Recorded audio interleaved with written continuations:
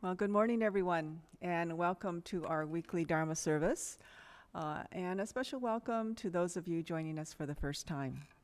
We will begin with the ringing of the kanshou, followed by the chanting of Jusege. You could follow along on the screen or the purple service book in front of you, page 93.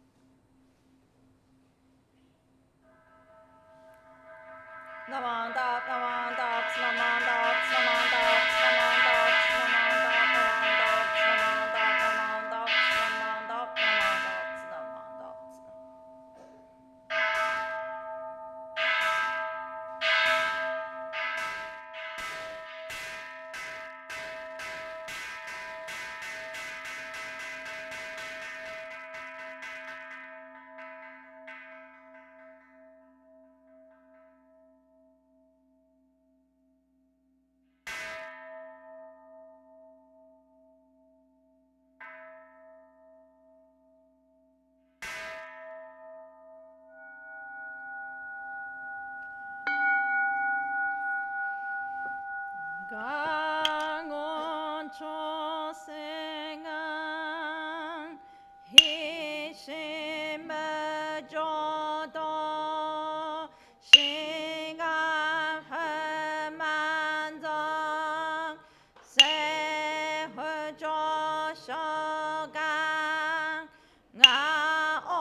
나옴무려코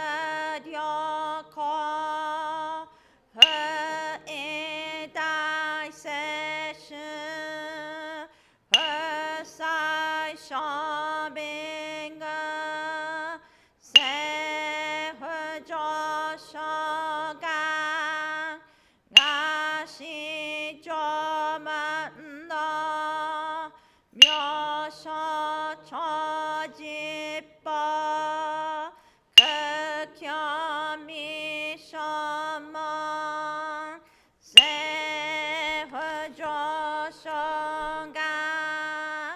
이역근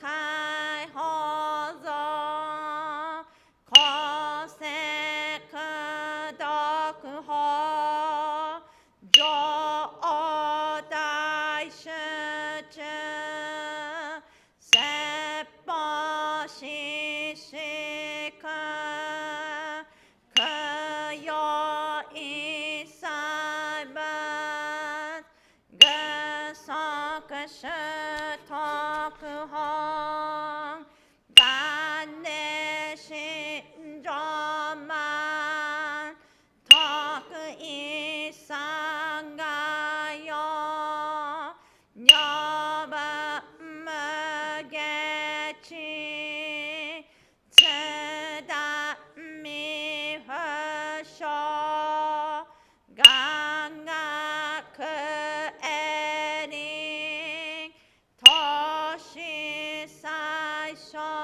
尊心安や国家大戦王冠の国書天人統鎮妙慶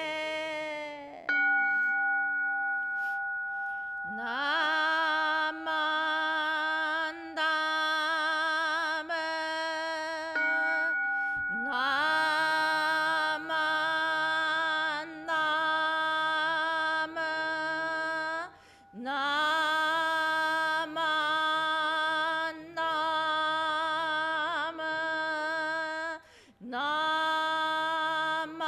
ムナマンダムナ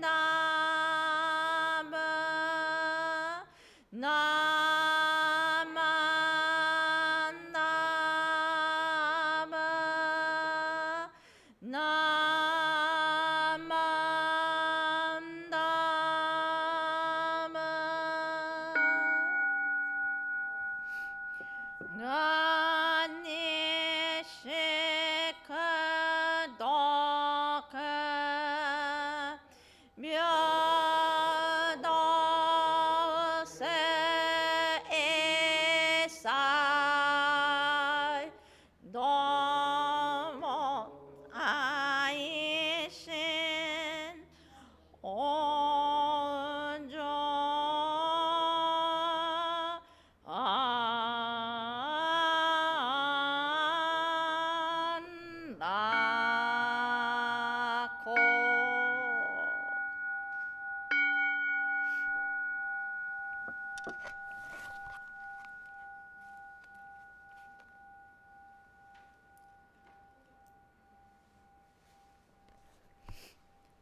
ナマンダプナマンダプナマンダプナマンダプナマンダプナマンダプナマンダプナマンダプナマンダプナマン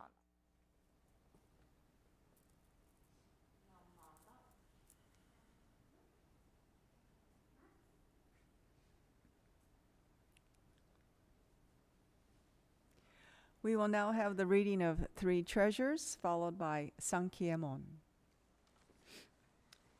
I invite you to join me with palms together as we read the Three Treasures. Hard is it to receive a human form. Now we have received it.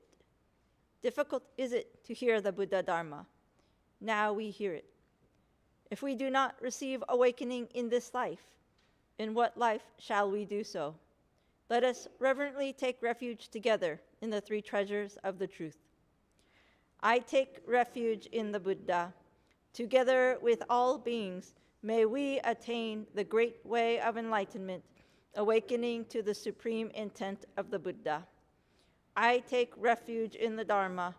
Together with all beings, may we enter the storehouse of Dharma, acquiring wisdom as deep as the ocean. I take refuge in the Sangha. Together with all beings, may we become united at the great assembly, being free of all bondage. Hard is it to encounter the supreme, profound, and wondrous Dharma, even in 100,000 million kalpa. Now we are able to hear and receive it. Let us thoroughly understand the true intent of the Tathagata. Sankyemon. 人参受けがたし、今すでに浮く。仏法聞きがたし、今すでに聞く。好み根性に向かってどせずんば、さらにいずれの章に向かってかこのみをどせん。大衆もろともに指針に参謀に消えし立て祭るべし。自ら仏に消えし立て祭る。まさに願わくは衆生とともに大道を体現して無常よ起こさん。自ら法に消えし立て祭る。まさに願わくは衆生とともに深く共造に入りて知恵海のごとくならん。自ら僧に消えし立て祭る。まさに願わくは衆生とともに大衆を通りして一切無限ならん。無常人人未明の方は百千万語にもあようことかたし、我今検問し授事することを得たり、願わくは如来の真実義を下し立て祭らん。ナモアミダ仏、ナマンダ、ナマンダ、ナマンダ、ナマンダ、ナマンダ、ナマンダ。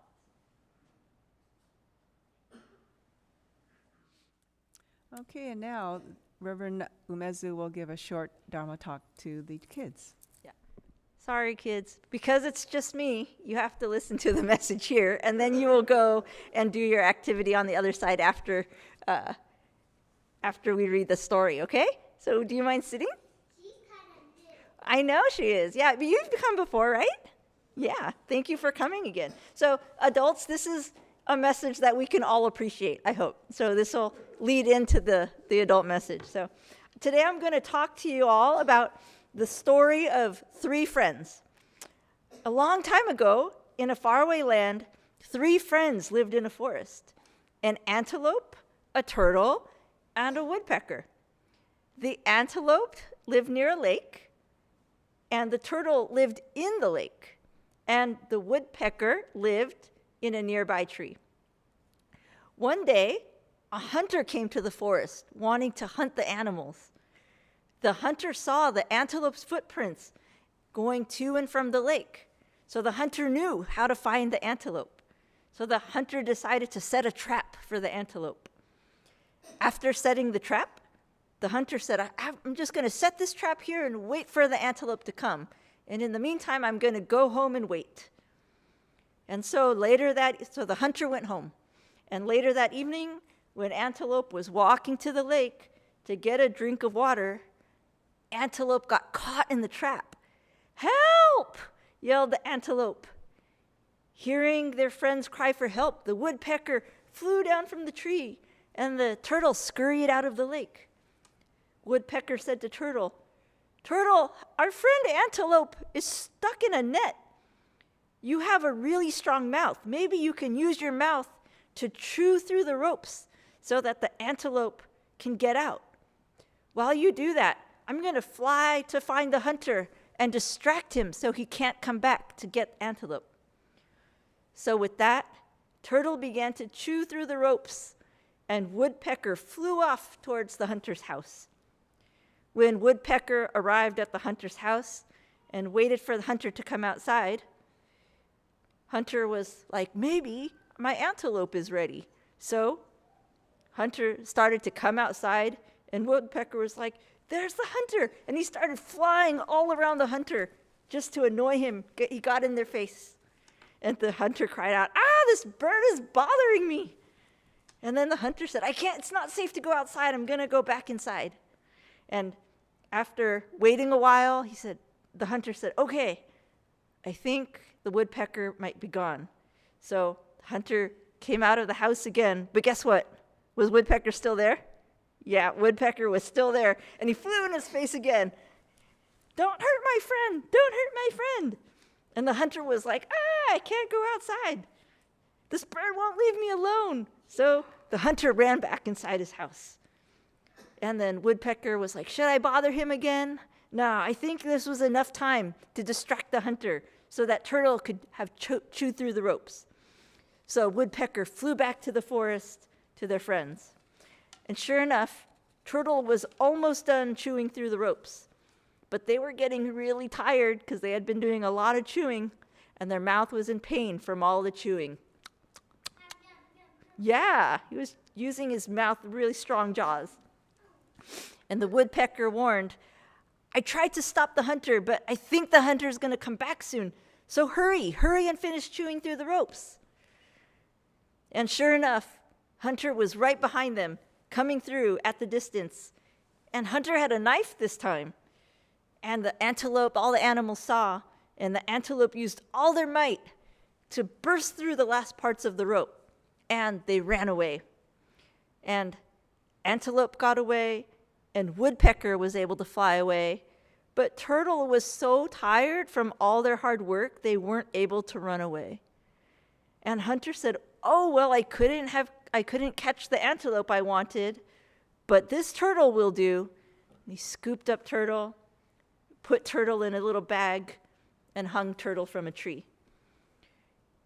Antelope saw what happened and thought, I can't let that happen to my friend. So antelope turned back and slowly walked to the hunter and said, I'm here. And then the hunter was like, oh my gosh, it's the antelope that I wanted. And then as they started to run to the antelope took off running really fast. And the hunter chased the antelope. But the antelope knew the forest really well, so antelope was able to zigzag through the trees. And hunter eventually got lost. But antelope knew where they were, so antelope said, I'm going to go back now and make a U-turn and go back and help turtle. So antelope went back and saw the turtle was still hanging from a tree in the bag. So antelope used their horns to lift the bag off of the branch, and the bag fell to the ground. And when the bag fell to the ground, it opened and turtle was able to get out. And woodpecker joined them, and they all decided, well, first antelope thanked his friends and said, thank you for saving my life. And turtle said the same thing to antelope, thank you for saving mine. And the three of them decided the hunter might come back for us, so we should all hide for a while so we could stay safe. And antelope said, I'll hide in the deep forest. And woodpecker said, I'm going to hide in my treehouse. And turtle said, I'm going to hide in the lake. So the three friends, they split up for a while, and they waited. And hunter never came back. So they decided it's probably safe to come out. So after they realized they were safe, they came out, and they were able to play again as friends. And they stayed friends for the rest of their lives, never bothered by the hunter. So this is the story of the three friends that I hope that you will think about. And Miss Marie is going to take you to the other side for you to talk about the story together. And yes, you can do your incense offering, and then you can go do your activity. Thank you for listening. I'm sorry? Yeah, there is. There's little sticks of incense. If a parent can lift you up, yes. If your mom is willing to lift you up.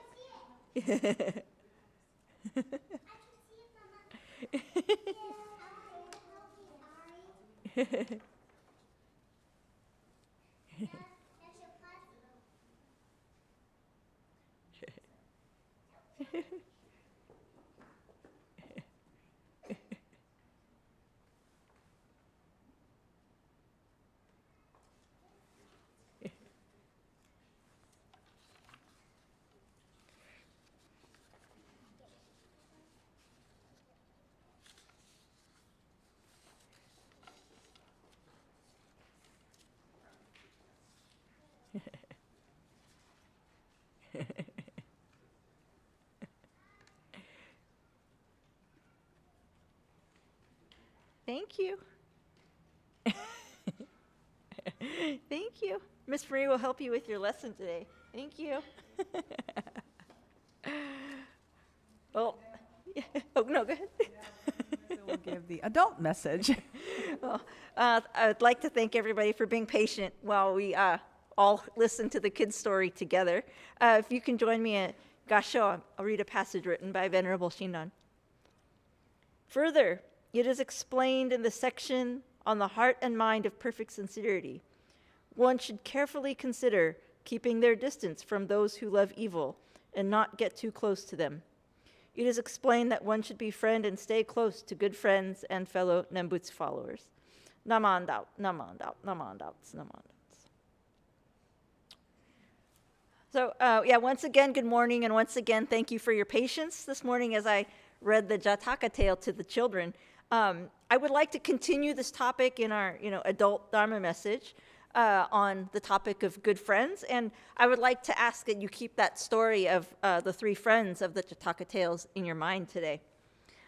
The passage that I've just shared is an excerpt from one of Venerable Shinran's letters, in which he is clarifying with whom he thinks Nembutsu practitioners should ideally keep company with. His statement was a reaction to hearing news that there were Nembutsu followers who, thinking that because Amida's vow is for the benefit of what we call evil people, that people were saying that it's okay to engage in any type of unacceptable behavior. And because of this situation, Venerable Shinran felt moved to clarify two important points. The first was that just because Amida's vow was established for people have the karmic roots of ignorance and three poisons, that doesn't give people an excuse to act however they want. So knowing that we have greed, it doesn't give us the excuse to say, I can be as greedy as I want, or I can be as angry as I want. That wasn't the point. Actually, Venerable Shinran taught that hearing Buddha's vow, hearing Buddha's teaching, should encourage people to reflect on their behavior and aspire to behave in line with the Buddha Dharma to the best of their ability.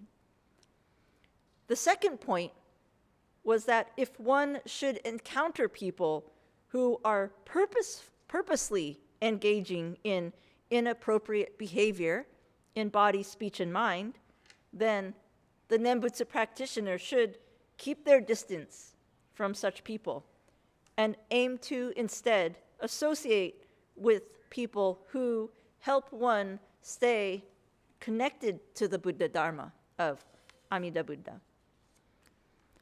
My appreciation of what is being taught here is that we are being encouraged to reflect on the type of company that we keep in our lives. Shakyamuni Buddha, in his teachings, clarified that the type of companionship that we keep in this world is very important. Essentially, the wise teachers are encouraging us to discern or think about, who am I keeping company with? Who am I following? Am I making wise decisions about whom I'm keeping in my life? In order for us to discern if we are keeping company with those who, as it is said, love evil, or those who are Nembutsu followers, I think it is important for us to recognize, or to be reminded about what it means to do, we use the word evil in this Buddhist context. As ordinary, unenlightened people, we might have a certain idea of what evil means, right? Does anybody want to have an idea of what evil, when you just hear the word, what do you think about?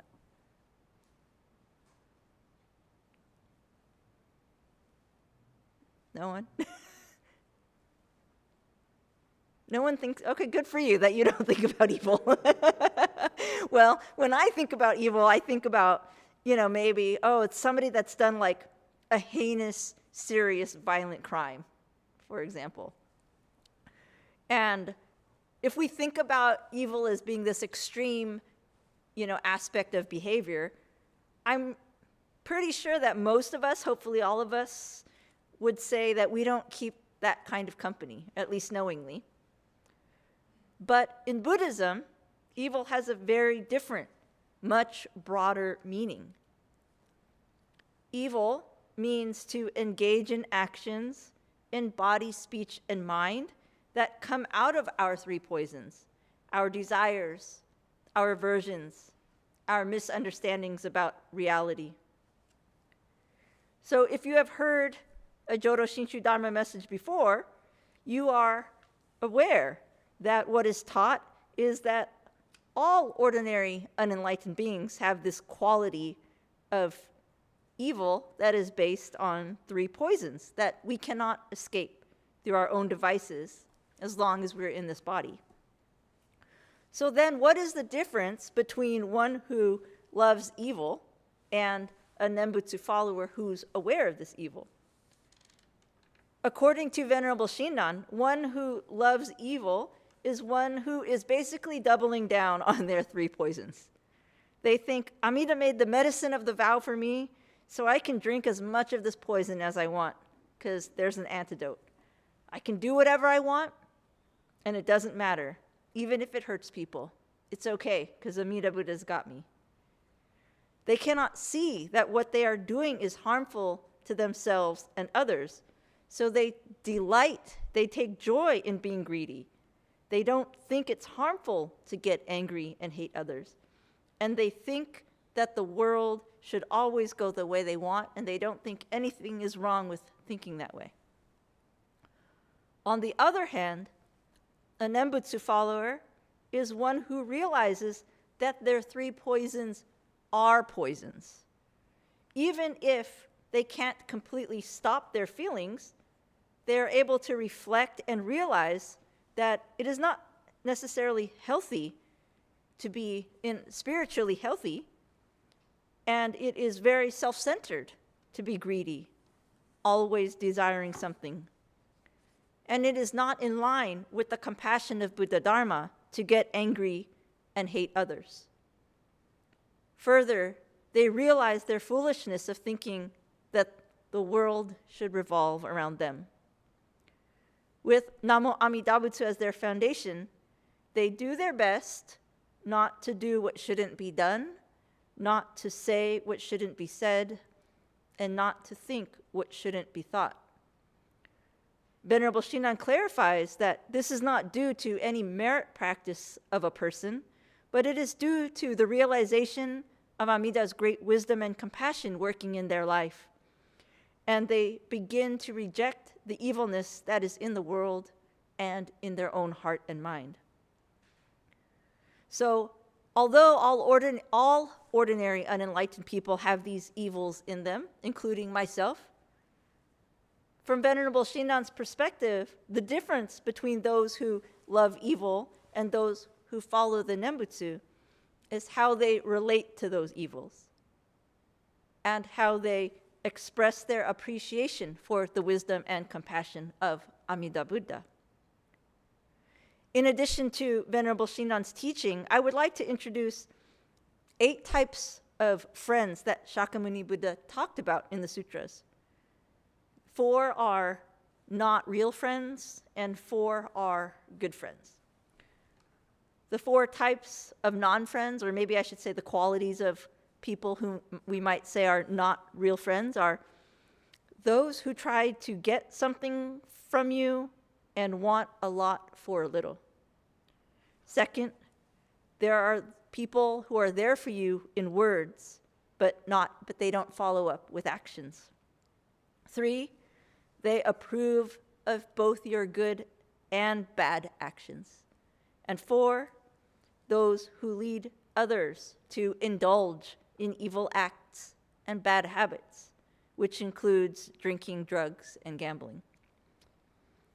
In essence, these are people who lead others towards values in line with doubling down on our 3 poisons, which is in contrast to the Buddha Dharma. The 4 types of qualities of good friends are those who help you when you are in need, those who would be willing to give their life for you, those who are empathetic during good times and bad times, and those who point you to and establish you in good habits and good things. In the Jataka tale that I shared this morning, I think that you can tell from these descriptions that the hunter was not a friend. Hunter was someone who was wanting to kill, wanting to be greedy, take the life of another. And the three animals were good friends to each other. And while that in itself is an important story, it's important, I think it is also important for us to understand the deeper meaning behind that story that Shakyamuni Buddha told.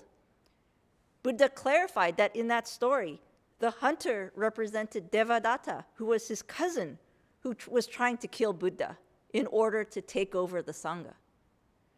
And antelope represented Buddha himself, and woodpecker and turtle represented two of his close, high-ranking monk disciples.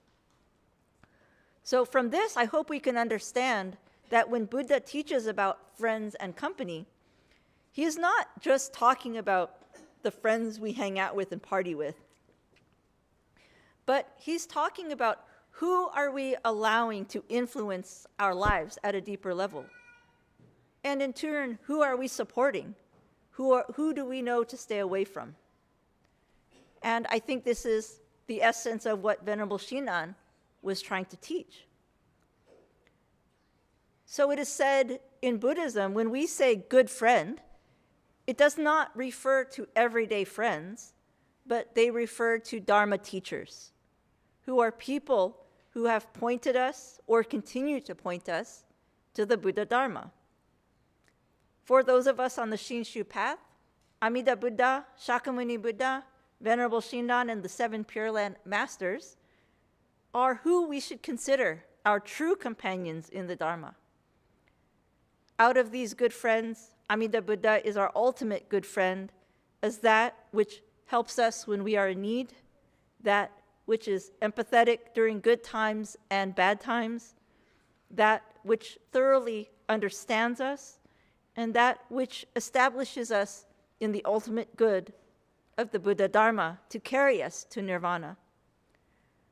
Amida Buddha is the good friend that is always giving us Dharma wisdom and compassion and never abandons any one of us.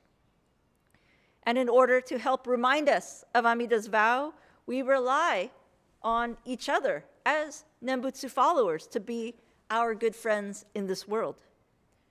And it is for this reason that we are being encouraged by all the preceding wise teachers and Buddhas to befriend and stay close to such people. When we keep company with good Dharma teachers and fellow Nembutsu followers, or even people that support us being Nembutsu followers, we also support the Nembutsu to be heard by others. Thus, as we live our lives trying to discern what kind of company we should keep, I hope we can remember the teachings of Shakyamuni Buddha and Venerable Shinran, those who help us to positively, actively hear the Namo Amida Butsu and encourage us to stay in line with the values of Buddha Dharma, are people that we should consider good friends and we should try to stay close to. In the simplest terms, Buddha and Venerable Shinran are trying to teach us, don't hang out with the wrong crowd, right? This is a lesson we learn when we're young, but it can stay with us when we're older. And we should direct our hearts and minds to only follow that which is true and real in the Buddha Dharma. Thank you very much for attending our service today. And again, I thank you for your patience in the long two-part message. And I hope we can all continue to reflect on these virtues of Amida Buddha and allow its wisdom and compassion to be with us in our hearts and minds each and every day and serve as foundation for our lives. I would now like to conclude by reading the letter by Master Renyo.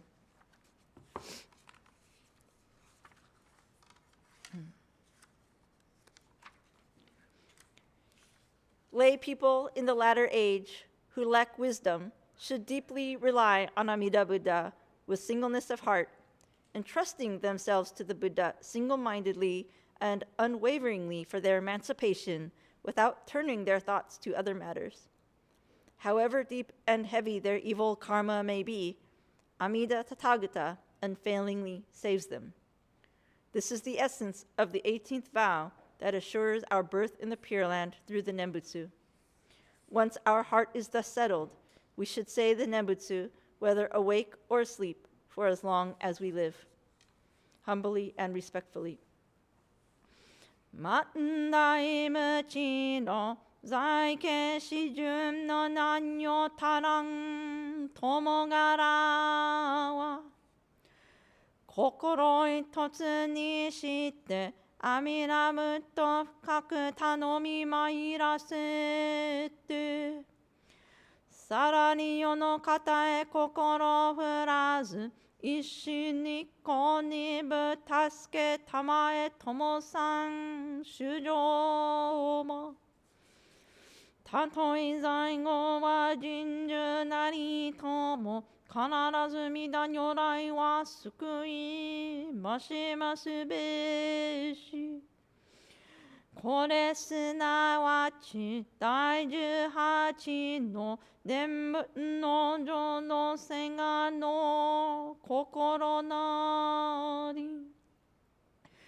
核のごとく献上しての上には出ても覚めても命のあらん限りは。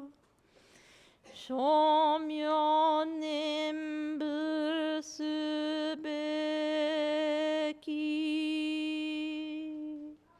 ものなり。あなかしこ、あなかしこ。ナモアミダ仏、ナマンダ、ナマンダ仏、ナマンダ、ナマンダ、ナマンダ。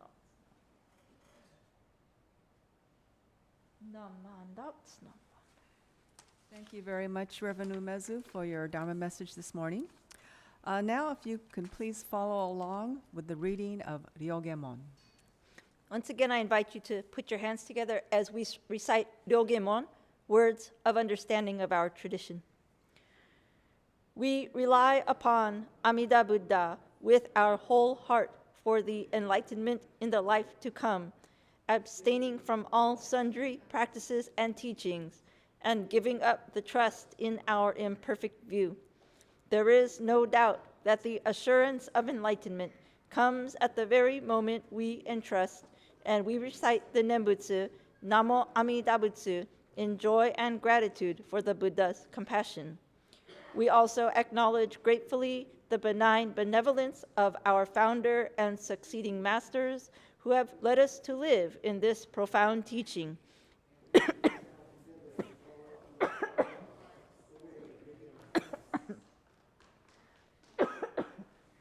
Excuse me. 両下出言。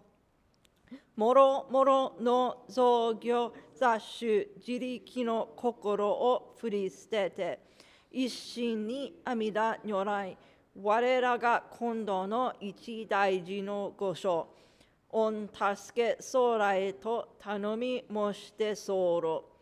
頼む一年の時、往生一条御助け事情と存じ、この上の称名はご恩報者と存じ、喜び申し候。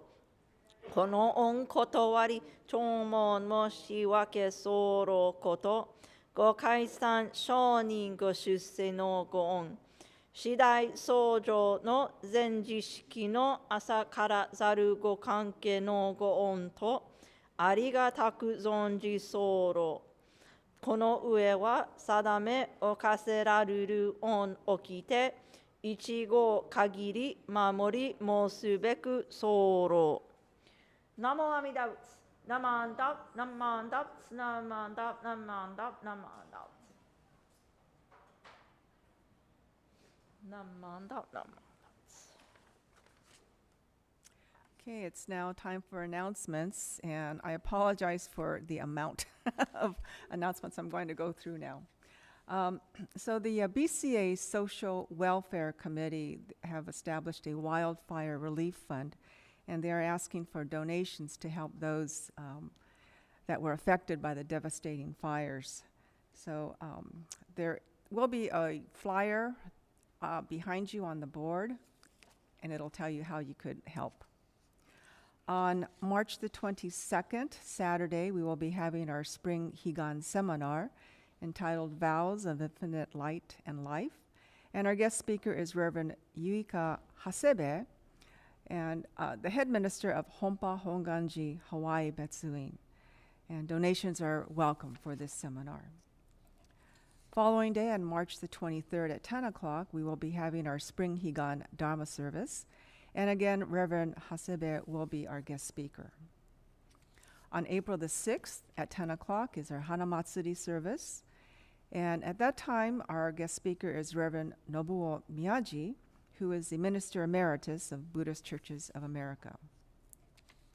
There are several study sessions. The first one is on Wednesday from 7 to 8 via Zoom. The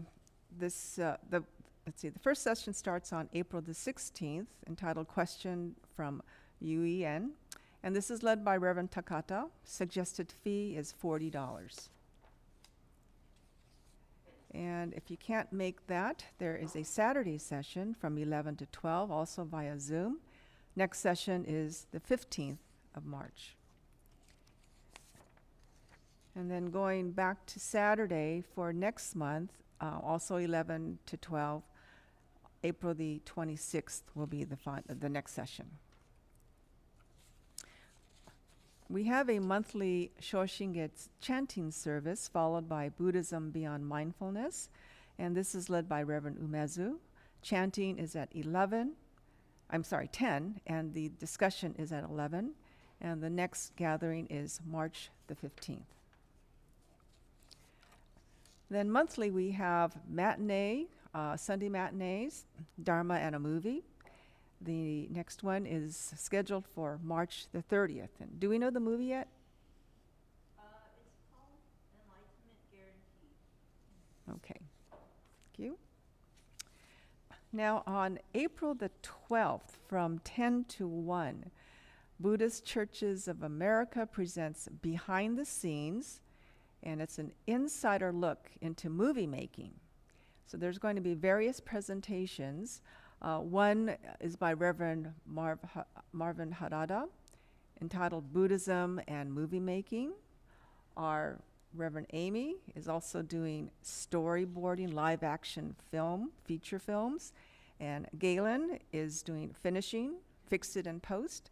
And there are other workshops as well. So from what I understand, they're 20-minute sessions all in one day. They will be serving lunch, and this is the first of a series in Southern California. There's one scheduled for the summer up in Berkeley. So this sounds very exciting if you're into the filmmaking industry. Every third Friday of the month, we have bingo at the temple starting at 7 o'clock. It's all cash prizes. So of course, the more the people we have, the bigger the prize. So if you have nothing to do, please come out for bingo. And then we have our t-shirts, our famous t-shirts right here with our temple logo. They're $20 each, various sizes. They're two styles, V-neck and crew neck. So if you're interested in t-shirts, please come see me or just come by the office anytime. And then we also have our new temple hapi. It's the same design in the back, and the front has, in Japanese, West LA Temple. So if you're a member, these are $80 each, and for non-members, they're $95 each, and we have a lot of different sizes for that. And finally, the Southern District Junior YBL, they are having a fundraiser, and they will be selling Obon t-shirts, $20 each. Shirts are available for pre-sale from March the 1st through April the 26th. So if you are interested in purchasing a Obon t-shirt, please contact the office. Okay, that's it for announcements. Whew. All right, so that concludes our service for today. Thank you all very much for attending. And Sensei? Also, before we have a reminder, there's going to be refreshments on the other side. So please stay for donuts and pastries. Please join me in Gasho. Namo Amida Butsu. Namandap, namandap, namandap, namandap,